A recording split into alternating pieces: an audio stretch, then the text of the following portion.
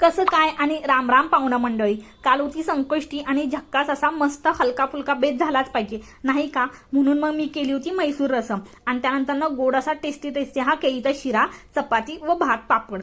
चला तर पाहूयात मैसूर रसम व केळीचा हेल्दी तरीही सुपर टेस्टी लागणारा शिरा कसा बनवायचा.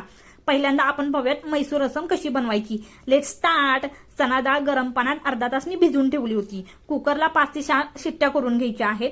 त्यानंतर आपण पाहूयात मैसूर रसमसाठी लागणारा हा मसाला. म्हणजे काय करायचं आहे, कढईत 12 गावच्या मसाल्यांसोबत सुके खोबरे हे भाजून घ्यायचे आहेत व थंड झाले की कोथिंबीर व पाणी टाकून मिक्सरला बारीक वाटून घ्यायचं आहे. त्यानंतर रसम तयार करण्यासाठी आपल्याला लागणार आहे चिंचेचा भरपूर असा कोळ आणि त्यामध्ये मी थोडंसं कोकमही ऍड केलं होतं. उगाच आपली बुद्धी लावायची कुठेतरी म्हणून मी आपलं थोडंसं त्यामध्ये कोकमही ऍड केलं होतं. आपल्याला भरपूर असा हा चिंचेचा कोळ लागणार आहे, त्यामुळे मस्त तुम्ही अर्धा 1 तास तरी भिजत ठेवा भरपूर अशा पाण्यामध्ये. त्यानंतर एका पात्यालात हा कोळ काढून मी मोठे मोठे 2 असे टोमॅटो कापून घेतले होते आणि त्यानंतर हळद टाकून ते शिजवून घ्यायचे आहेत.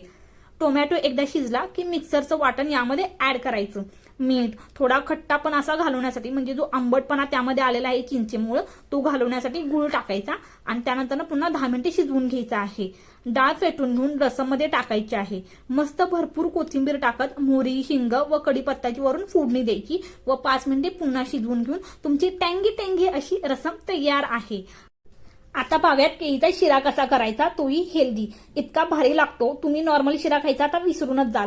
I am totally in love with that. सोप्पा आहे. ड्रायफ्रुट्स तुपात भाजून घ्यायचे आहेत. थोडीसा अजून तूप ऍड करून रवा मंद गॅसवर भाजून घ्यायचा, नाहीतर पटकन त्यानंतर तो करपून जाईल. रवा भाजला की त्यामध्ये केळी स्मॅश करून टाकायची व तुम्हाला जितकं गोड लागतं तेवढी गुळ पावडर टाकायची आहे.